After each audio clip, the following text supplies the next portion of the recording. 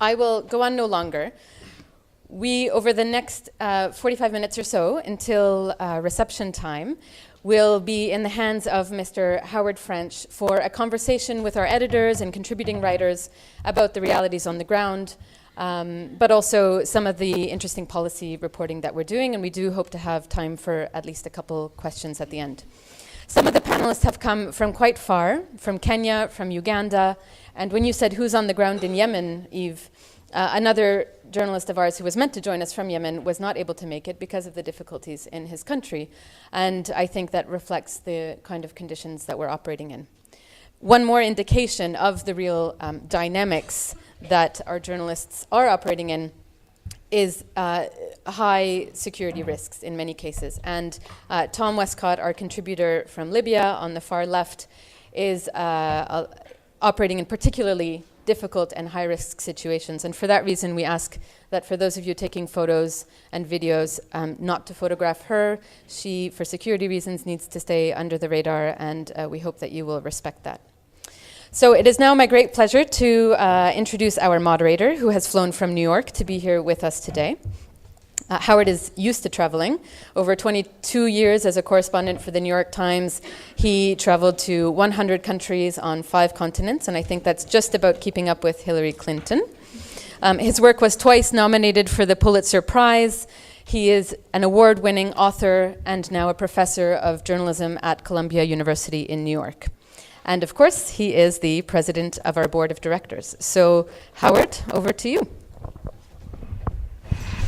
Thank you very much, Heba, and thank you, all of you, for having joined us tonight. It's really a great pleasure to be able to preside over this piece of the event. Heba referred to my career briefly, and I want to return to that just by way of introduction to say that I had the great fortune, really just dumb luck, of working at a great news organization at the height of its economic stability and prowess. I left the New York Times after 22 years at the paper in 2008 and was a bureau chief in 4 different parts of the world. And looking back on that experience, I can't help but be struck by how much has changed in the world of journalism since then. And leaving in 2008, which turned out to have been, through no planning of mine, the moment of the global financial crisis, was a real watershed moment for the news industry in many ways. I worked most of those 22 years for an organization that was so flush, meaning so well-resourced, that I never really had to answer questions about how much it would cost to go cover something. I never had to submit a note to anyone saying why I was going somewhere, how long I was going to be there, how much it was going to cost, how many stories I was going to do. There were actually almost no questions ever asked. It was just assumed that you had made good decisions and that your work would bear out your judgment. Africa, however, even though it fit those grand sort of guidelines in some ways, was also in other ways always an exception. An exception because although Europe had any number of bureaus with any number of bureau chiefs, and Asia had any number of bureaus with any number of bureau chiefs, and other parts of the world had any numbers of bureaus with similarly numerous numbers of bureau chiefs, Africa, for most of this industry, and including the New York Times, although we did a bit better than many other of our peer competitors in the international media, always had the least number of boots on the ground, journalistically speaking, compared to the terrain that one was called upon to cover. And this was something that couldn't escape notice, even in the midst of my duties there for the New York Times. IRIN came to my attention during that era as a really valuable resource, a news organization that had a kind of ethic or ethos about it of kind of really understanding the local scene in places particularly of crisis. And so this is where I got to know IRIN and how IRIN came to be on my radar in the first place, and how IRIN over time became a valued source of information for me, a treasured source of information for me. So when Heba asked me to join the board, I was very honored, because not just because it was a feather in my cap or a line in my CV, but because IRIN had been part of my life in a very useful way. I left in 2008, as I said, that life of the New York Times correspondent, and became a professor of journalism just as the bottom was falling out economically of the American news media scene. Anyway, I don't know what the corresponding dates might have been. I suspect it's much the same for the European media. Anyway, what we have seen is that even the very flush news organizations like the New York Times have pulled back in terms of their commitment of human resources on the ground in many parts of the world. And Africa, always having been the most thinly staffed region of the world, it was also among the very first places where we saw this kind of pullback. And so I was fond of the map that you saw at the beginning, which showed the graphic representation of the bylines or datelines that IRIN has generated over time, because it gives you such a visceral sense of the way IRIN has done the opposite. IRIN has not overrepresented Africa, but valiantly attempted to adequately represent Africa. And IRIN's mission doesn't begin and end in Africa, but Africa, as everyone in this room will be well aware, is a region that has generated a disproportionate of humanitarian crises, of traumas of various kinds. And so IRIN has come, in my view, to occupy an even more important space in the biosphere, if you will, of the international news economy. I'm particularly honored because I don't, in this capacity as board member, I'm very happy to meet with Heba and with Ben and the other geniuses who run the operation from headquarters, right? But this is really the first opportunity for me to get together with people who work on the ground for IRIN in a number of different places. And this conversation is really about them. And the ambassador said two things that really struck me. One of them is to make the stories help us see people, right? These are all correspondents who do that day in and day out. And I also think that we have gathered here together with me a collection of people who have actually excelled in the complexity thing. And so I want this to be a conversation about how they go about bringing these two things to bear in the product that they help IRIN present to the world, and also talk a bit about the burdens that they face in doing so.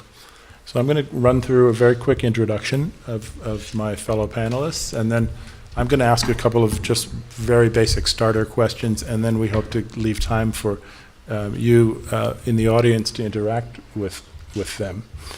To my right is Obi Anyadike, who is Nigerian, I believe, legally speaking, but has been all over the place. Depends who wants to know. Right. A longtime IRIN correspondent and editor who does lots of brilliant work and presently lives in Kenya, but has also lived in South Africa, I understand, and who travels frequently to West Africa as well.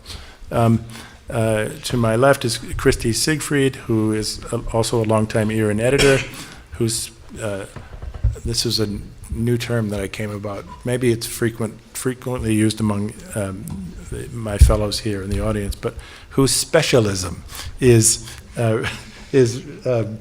refugees and migration. Christy helps edit a copy on this subject and attends lots of international events, gatherings of people who have the responsibility of planning and intervention and analyzing events involving refugees and migration. Tom Westcott, to the far right, freelance journalist and regular contributor to IRIN, doesn't live in Libya, but she's based there. And that's an inside joke. We were trying to talk about how best to explain that, and she'll tell you more. She was also in Aleppo in April, and Aleppo has been at the center of attention internationally for obvious reasons, and in particular in Europe. So there'll be an opportunity to ask her about Aleppo as well. Sam Okiror, who I met this morning, is from Uganda and has covered stories involving Uganda is one of the great sites of displacement in the world, the number 3 leading home of displaced people in Africa, at the heart of a region where displacement has been sort of generated in almost every direction you look if you're sitting in Uganda. So he has covered the Lord's Revolutionary Army in Uganda. He's covered the effects of the war in South Sudan. He has also, he tells me, traveled to the Democratic Republic of Congo and reported a bit on that country as well.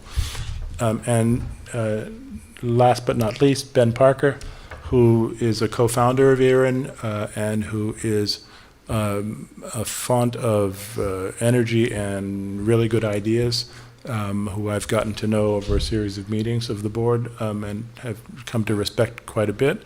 And Ben is the leader of our recently constituted investigative unit. And we will be hearing from Ben about what that means, what that has meant so far, and what that might mean down the road a bit as things develop further. So that's our panel, and I think I'll open up with a question to Christy. I'm being very scripted here in terms of my questions, and this is not my normal habit, but it's in the interest of time. So if you'll excuse me. Christy, one of the most discussed humanitarian crises of our day is the flow of refugees both into Europe but also around the world. You're just back from 2 major refugee summits in New York on the sidelines of the UN General Assembly. What did you take away from these meetings on the sideline of the Assembly? Where will and won't it create real change? Okay. I think there was high expectations for the summits in New York, and perhaps too high. I don't know if gatherings like that are really the place where real change happens. I don't think it happens in one event. We also sort of knew what the outcome was going to be at least a month in advance, because member states had to reach a consensus on the what became the New York Declaration. So I think, in a way, a lot of the optimism that came ahead of the summit has been sort of deferred for 2 years, which is the deadline for these 2 global compacts to be developed, one on refugees and one on migration. So hopefully there's going to be a big push from civil society and from other sectors to really make those valuable. But I don't think we should pin all our hopes on that. I think, that we need to look in other places for change. Other places meaning civil society? Yeah. Yeah, I think largely it will need to come from civil society, and just what's happening on the ground, and the fact that you can't ignore, as Eve was saying, you can't contain that movement of people. You have to start actually developing policies that address it. Thank you. Sam, you were recently reporting from the border area with South Sudan. We know that the situation in South Sudan has recently deteriorated again with a complete breakup of the government and renewed fighting and displacement. Can you tell us what you saw in the border region and what has changed in the last 6 months or so? Okay, thank you. I think the only change that, like, probably now the number of people that are coming into Uganda has reduced. At the time of the crisis when it broke out in July, actually it was 8th of July, we're experiencing about 10,000 people entering into Uganda. And as a result, I was commissioned to go to the border area to really see what happens on the ground. And, like every situation of a refugee, it's a very deplorable situation because like you've been forced, you're not prepared for this, like people run into. So at the reception center, particularly that was Elegu between Uganda and Southern Sudan when I visited, it was really a very terrible kind of conditions, people coming without anything. And then what struck me a lot is that like about 80 to 90% of the people that were at the reception centers and those that had been transferred to the transit centers, 80 to 90% were unaccompanied children and women. And there is this particular one that like I interviewed a lady who was coming to Uganda for the first time and all running about of the insurgency in Southern Sudan. And this particular one, she lost a husband. She saw actually a husband and 2 sons being killed, and she survived her daughter and 1 son. At the transit camp, at the transit center, like they are taken about 4 or 5 days without having anything to eat. And now imagine a transit center which is supposed to accommodate about only like 1,000 people. In a day, you're having about 10,000 people. The facilities are not there, cannot be able to manage to handle or, to host that number of people. So really, people, defecating openly, people don't have anything to eat. It was rainy, they don't have anywhere to sleep, everything like, treatment, and, governments are not always, you don't know like at what time would. So the government response was also kind of a bit lower, and like they didn't have, the required resources, even the humanitarian agencies. When I went to the transit centers now, all those transit centers and refugee centers were all full. Government was forced to open up another a refugee settlement. But like now, unfortunately, that refugee settlement, it operated about 20 or 30 years back. There was nothing like any facilities on. So you can imagine like how this can be able now to stretch on the side of government and humanitarian agencies. So it's really something that, it's kind of hard. Ugandan government and agencies say like, we don't have the money.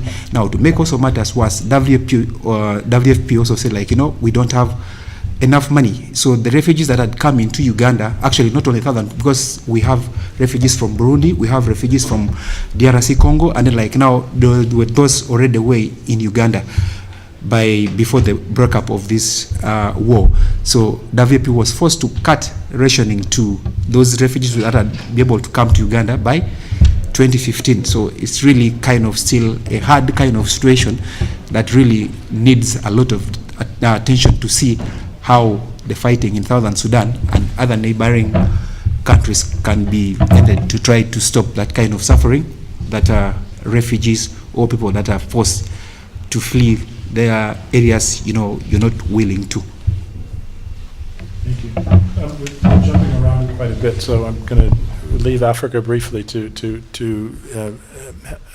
allow Tom to tell us about some of her experiences in Syria.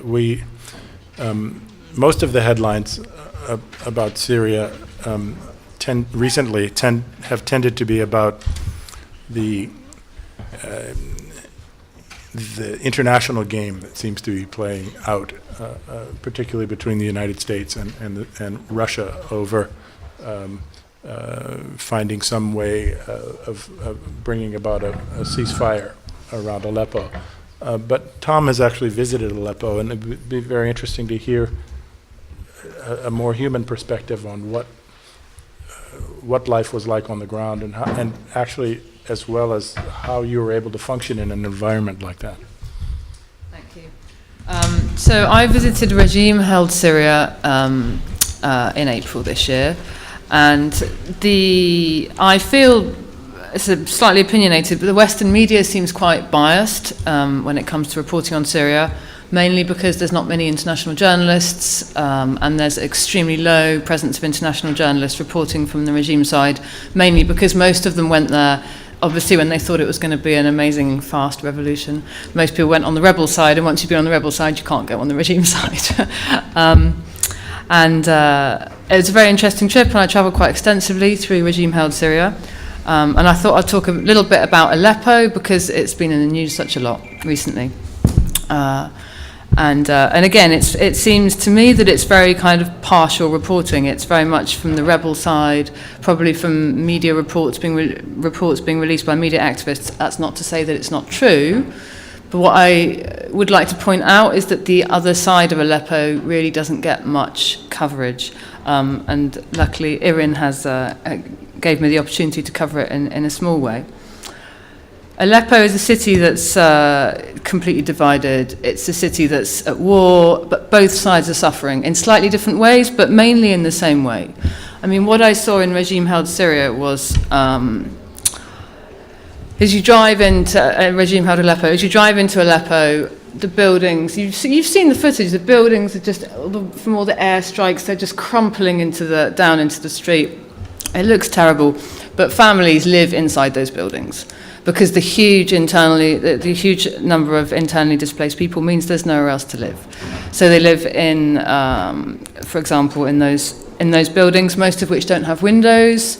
There was no running water anywhere in Aleppo for more than a year. And when I arrived, they'd had water for a week, and they were just like, "Yay, we've got water." I mean, I felt so humbled by how gracious and how grateful and how dignified the Syrian people who I met were. And you're talking about people living with absolutely nothing, living in like a semi-demolished concrete building, no electricity, no water, no food, missing family members. In the winter, and now it's particularly concerning because the winter's coming again. It's so cold that they just take rubbish and they burn it in a room inside the house to keep warm, which is obviously like quite toxic. And there's families that have that, and those are the families that have moved slightly outside the front line, but they're still under fairly constant threat of bombardment from the rebel side. So it's war. So both sides are bombarding each other, some families are living on the front line. Some of them don't have anywhere else to go, and some of them have chosen to stay. And what you see at the end of streets is like a huge kind of tarpaulin or curtain kind of strung up to try and protect the civilians from the sights of snipers. But the snipers move, and there's gaps in the fabric, and oil cans piled up outside a shop doorway so people can stand outside the shop and buy something without being shot at. And this is just daily. This is just their daily life. And even their aid queues, I heard complaints that the aid queues were targeted by the rebel side. One woman said that routinely, because they know when the aid is handed out, and that they're routinely targeted, and an old man in front of her, like 3 people died, like just the week before I spoke to her. You've got families completely divided and destroyed, missing people, lots of children working in horrible jobs in factories, small factories. I mean, there's quite a lot of functioning things in Aleppo, which may sound surprising, but there are children working there. And also I saw some children, 12, 13-year-olds working in sort of garage for fixing generators because there was no electricity, so everything runs off generators. And they should, of course, really be in school, but there's no like father figure or older brother, and so they have to go to work to try and make some tiny amount of money that can buy like just a tiny amount of food. But I think it's really important to note that despite this suffering, there is, I mean, I encountered like really considerable support for Bashar Assad, and people were quite keen to get that point across. And so I'd like to present that to you.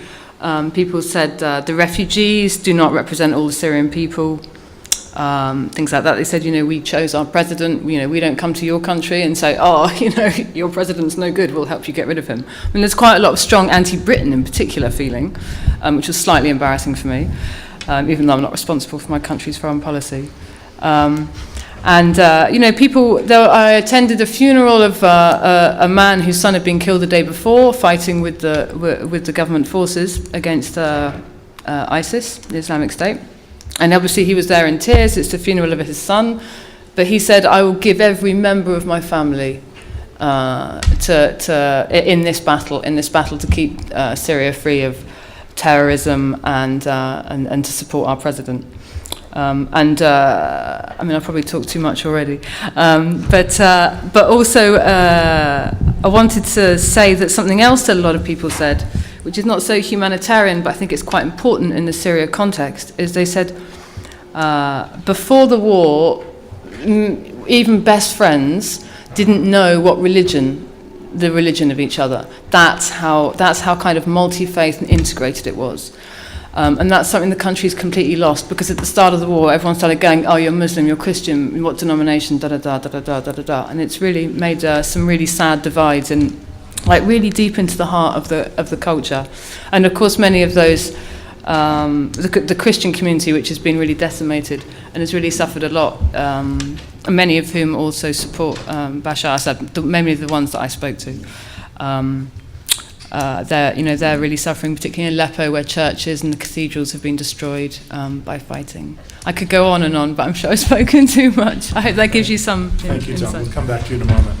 Ben, some of the early investigative work that we've done under your leadership has involved Syria and the humanitarian response to Syria. Can you tell us about what that has consisted of? Yeah, I think we have tried to, have a sort of constructive aggression with the investigative work. We're not here just to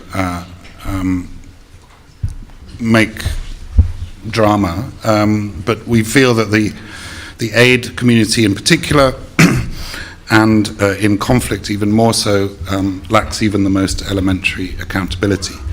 And when you have accountability in the outside world, and accountability in business, if your product is rubbish, nobody buys it. If your competitor is better and cheaper, you die. If you're in politics, your accountability is conducted at the ballot box and you are thrown out. In the case of donors and the small number of giant aid agencies, there is no equivalent accountability. They are there and we're stuck with them, and so it is a particular peculiar and opaque business to be trying to cover.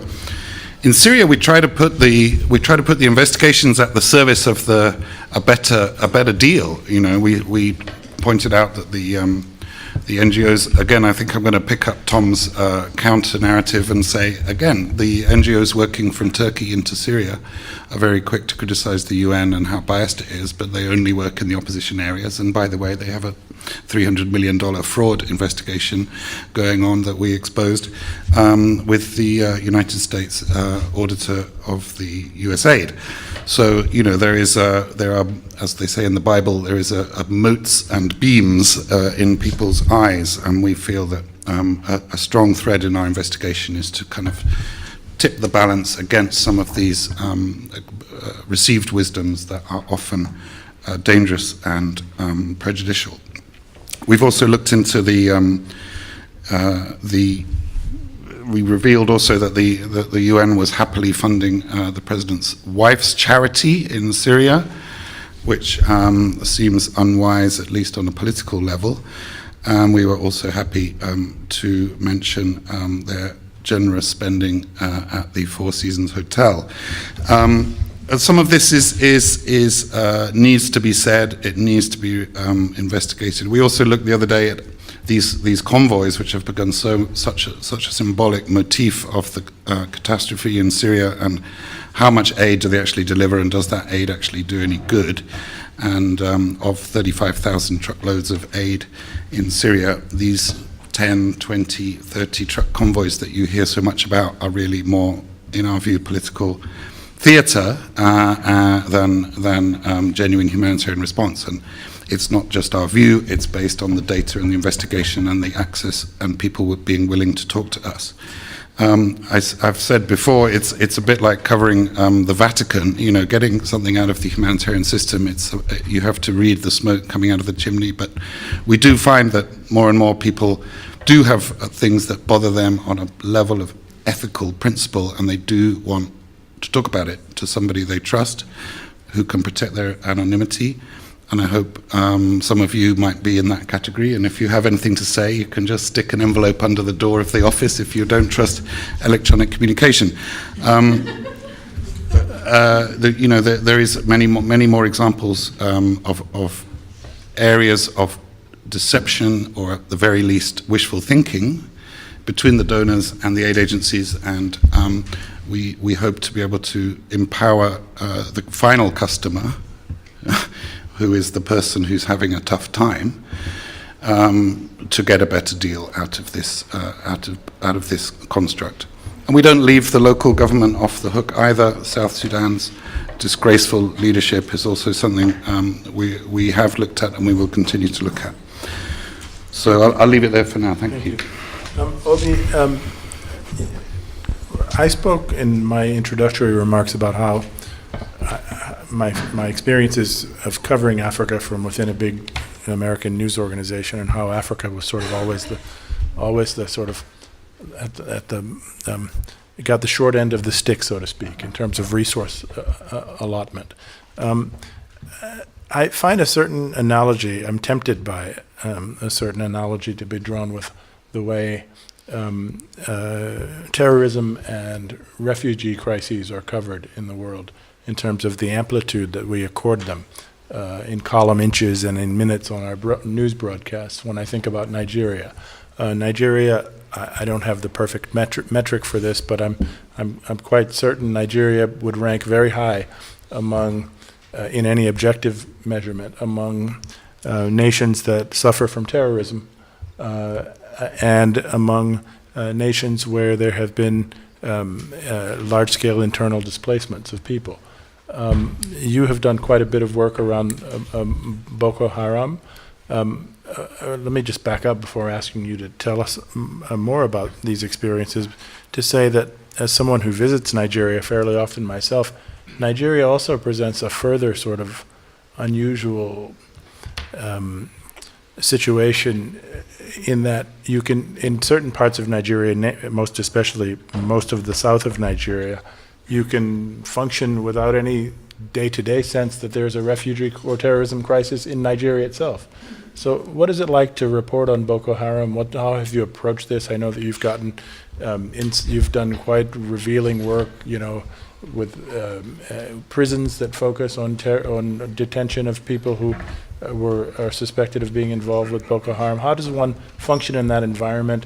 What is changing? The Nigerian government has spoken from time to time. The most recently elected Nigerian government has spoken with great optimism from time to time about, short-term timelines by which point it expects to have finished with this problem, or also announced the death or the near death of the almost death of the leader of Boko Haram.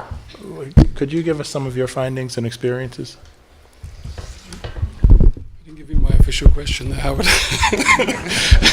Wasn't it better? It's so awesome.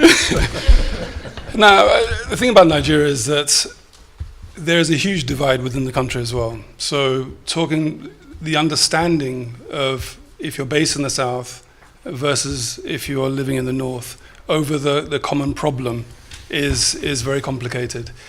I think just to back up a little bit, there's been a kind of a death of ideology in Nigeria, and I think that happened in many other developing countries, and religion filled that void. In the 80s or from the 50s, that there's always been a radical movement in the north, which was based on a socialist response to what is deep issues of inequality. Northern Nigeria is one of the few places that still has a feudal system. And religion then slotted in and filled that gap. And in a sense, the Boko Haram is an answer to inequality. It's a response to the failure of the state to really respond to the needs of its people. And religion is a very convenient and powerful way to address those problems. So, I had the good fortune of being able to meet Boko Haram guys in detention. My first thought was actually, what am I going to wear? Which is kind of a bit weird. We don't really worry about that, but I realized that they're also judging me as I'm judging them. Sure. So I went for the plaid shirt, I did, with the flares. But it was hearing from them. It's a mixture, as we know in other conflicts around the world. It's opportunism, It's ideology, it's also economic. If you fervently believe that you will go to heaven, and if someone is offering money to your family, you will blow yourself up if you believe that's a legitimate action. But there are others there who were fervently believing what they were doing, despite however horrendous it may seem. And I think there's also a process that happens in most insurgent movements. You start to punish the community that you're there to defend. You are in the bush and they are not sacrificing as you are. And we've seen some terrible atrocities committed by Boko Haram. And over maybe the 8 years I've been covering it, I've seen the community in the northeast shift from kind of support for these our boys. They might be a bit naughty, but basically they're pious, and there's a cause that they're fighting for. To the point now where the community, through vigilante movements, have turned totally against Boko Haram, and that shift was one of the critical ingredients for the current military success. Thank you. Sam, so another place you've covered is Burundi. Burundi, you covered the peace negotiations about a year ago. Since then, a lot has happened. Burundi is generating more refugees, which you alluded to just in your previous comment. I see reports that the relationship between Burundi and Rwanda has become more tense recently. Burundi is one of these countries, however, which it seems nobody seems to focus on for very long at any given time. And I wonder, how do you interpret this? I mean, why is it that Burundi so readily falls under the radar? And what is it that we should be understanding about Burundi today that we're not understanding? Okay, thank you. I think Burundi is one of another complicated thing within. Like there is regional politics, and then there is also politics within the country itself, between the government and the opposition, which government blames that like they cannot be able to hold talks between, reason being the members of the opposition that are in favor of the Arusha Agreement of 2000 that ended about 10 years of civil war in Burundi. Now, a majority of these opposition members, government brands them as coup plotters that attempted to overthrow President Nkurunziza. Now, all efforts, as I said earlier, like there is regional politics. As you said earlier about Burundi, there is that fishy thing between government of Burundi accuses that it is Rwanda which is funding the opposition to overthrow an elected president, and then but the other ones are saying that he came against the constitution which mandates for 2 terms. So it's kind of a bit harder. And then like now, President Museveni, who happens to where the country I come from, he was a person who was chairing up those talks. But others were questioning like how can he be able to chair, yet himself has overruled. I think probably this should be about the 4th term or 3rd term. So there is kind of politics within. So really, the region itself cannot be able to take a proper, concrete solution to address the issues in Burundi. So we still continue seeing like, refugees are fleeing into Tanzania. There are people displaced within Burundi itself who are still continuing the killing of people within Burundi. So it's kind of a bit difficult. Like African Union had taken a decision to deploy about 5,000 strong force in Burundi. But as we speak, up to like right now, there are no troops in Burundi. So it makes it a bit more complicated. So the negotiations, I don't think whether it can be able to. And then the other one thing is, I think also the international community has also failed to take action. It is basically about talking. But we are not seeing anything on ground. I think the UN had decided that some observers are deployed in Burundi. As we speak, I think there are only about 20, but they had made a decision of sending about 100 of them. So I think a lot of action is actually needed, to try to leverage on President Nkurunziza and his government, so that maybe they can be forced to go into a negotiation table, because the government still continues that, like, we cannot be able to talk to the opposition leaders that they term as terrorists, the coup plotters. So it is kind of a bit difficult unless an international action is taken. These refugees continue. I went to Western Uganda. I interacted with refugees themselves. You run away. Your people have been killed. You are unable to bury. There are continuous killings currently. And then of course the recent, I think about on Monday, Burundi announced that after the ICC had said they were going to investigate on human rights abuses in the capital Bujumbura, but now saying within 6 months we are going to withdraw from ICC. So this kind of threats, I think it will continue, that the people in Burundi will continue to suffer, will continue to witness those brutal killings, attacks, and whatever so on. Maybe probably, we've tried as IRIN, we have tried to highlight on what really it's on the ground.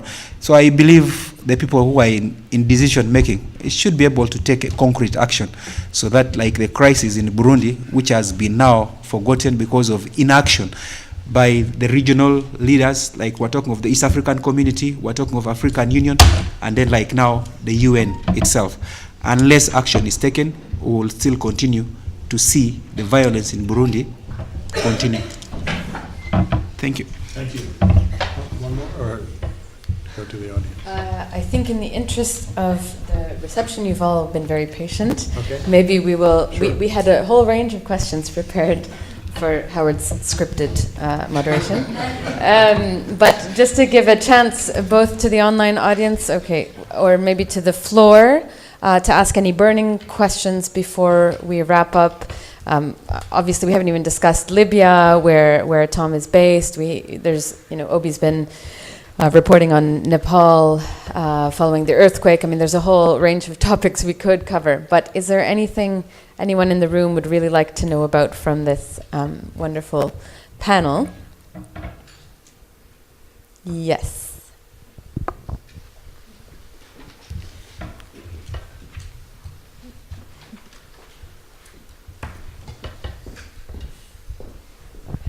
Sorry. I didn't expect you to come all the way back. Eject my voice.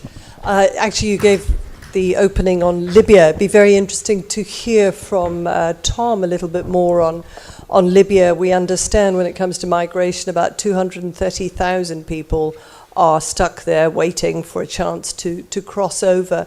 Did you get a chance, or have you had a chance to get a sense of what's happening there? We have a little bit of analysis from Egypt and Libya, but not enough. Libya is a bit of a black hole. Good to hear a little bit more from you, and perhaps also for Ben or Obi, just to get a sense of how you think who's the audience? What kind of pickup do you expect in the media generally for these kinds of quote unquote humanitarian type stories? Thanks. Okay. Obviously the migrant crisis across the Mediterranean mainly comes from Libya at the moment, and it's impossible to be in Libya and not notice it, because it's everywhere, because there are migrants everywhere who are working to try and make enough money, waiting for work to try and make enough money for the fare for the boat. I don't know where this figure of 230,000 comes from, because there are no figures. There's nobody who's got any idea of any of the figures in Libya for anything. It's possible, but I just don't know. I have no idea where the figure comes from. I'm the journalist that's there, the Western journalist that spent the most amount of time there, I think, probably, especially in the last year. I don't know where it comes from. But there are thousands of people waiting to cross, that's absolutely true. And I would say that one of the points that a lot of people have recently made to me in interviews who work in the industry, such as the head of Coast Guard and things like that, they say that Operation Sophia, which is the part of the flotilla of warships to rescue the migrants, has actually made the problem much, much worse. Because now, and I mean, I couldn't say a figure, but they say it's made it considerably worse.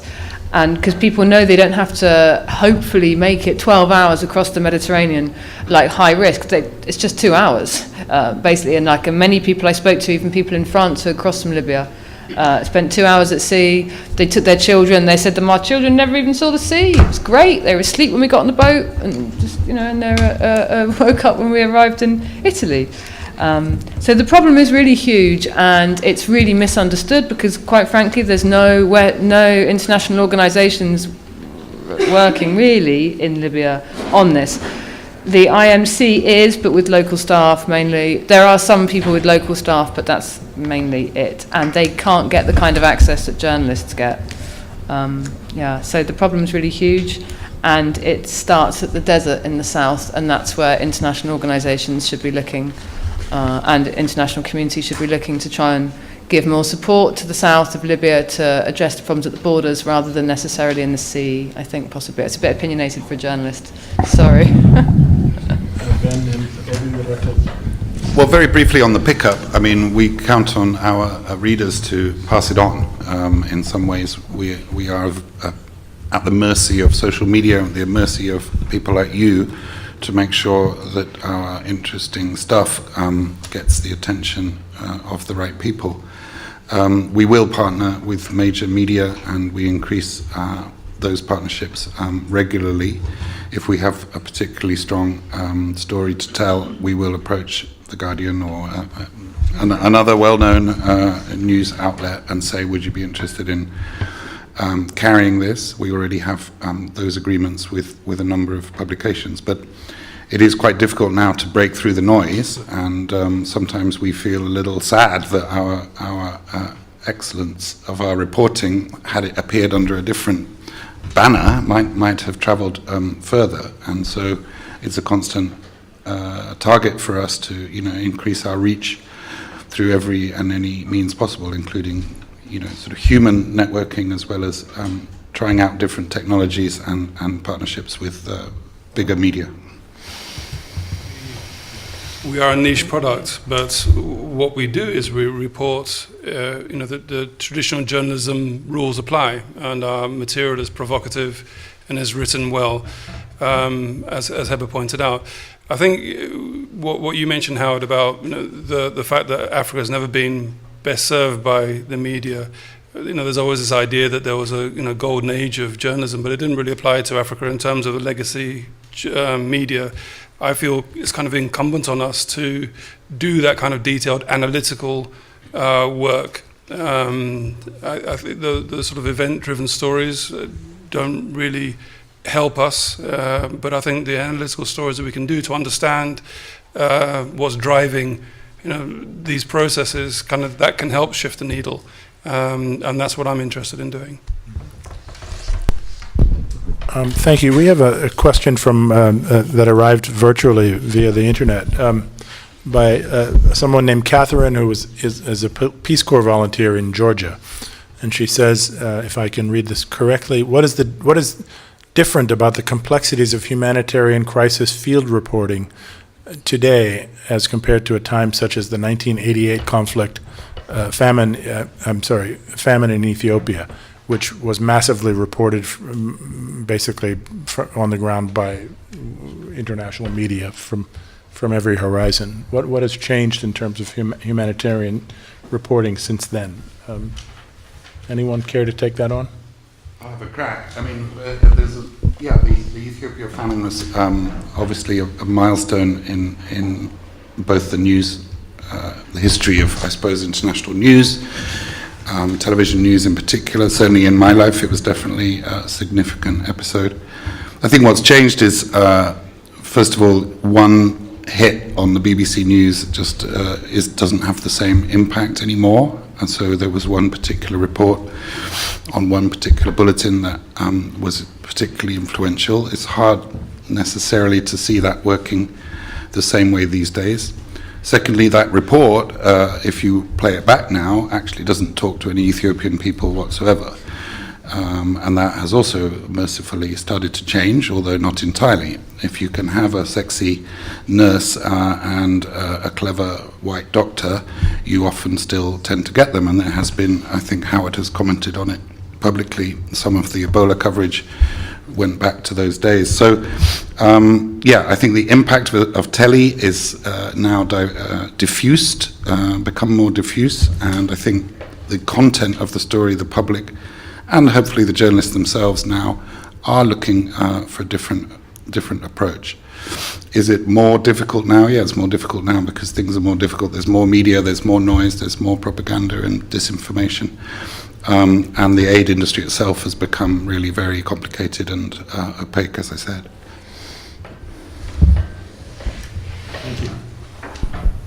Howard is looking at me Expectantly. Yes, I think we will have to wrap it up now. I'm sorry we didn't get to, as always, as much as we had hoped. And I, in particular, since Christy didn't have much of a chance, I encourage you to speak to her afterwards because she's been covering the migration crisis since 5 years ago and was on this beat long before it became popular and is a wealth of information on the subject. So hopefully you catch her at the reception. This marks the close of the webcast portion. So for those of you online, thank you for listening and watching. And don't stick around. You won't be watching the reception virtually. I'd like to thank once again the sponsors of tonight's event, the Swiss Mission, to the UN, the Canton, the CAGI, who have supported us financially, but also logistically and in solidarity. In addition, the Humanitarian Connector for webcasting the program. I also want to make another shout out to our donors who make our work possible, the governments of Sweden and Switzerland, the Swiss Lottery, Stichting Blutstelling, and one of our most recent partners, the Open Society Foundation, and look forward to welcoming more of you in the future. Thank you to those of you who have worked tirelessly to make this event happen. Milan here on the side, who has worked day and night, Emmeline in the corner, and many others on the team. We will now proceed to a ribbon cutting ceremony and reception. So when you walk out of the room, you're going to turn left and then left again all the way down the hall. But we ask for you to hold off and let the IRIN staff and board members and Ambassador Zellweger out first, so that he doesn't have to beat through the crowds to actually cut the ribbon, and then just gather around the lobby while we sharpen the scissors. Any last comments? I think I've covered it all. Bathrooms are on your way in case you need to go to the bathroom. Thank you very much for joining us, and see you at the reception.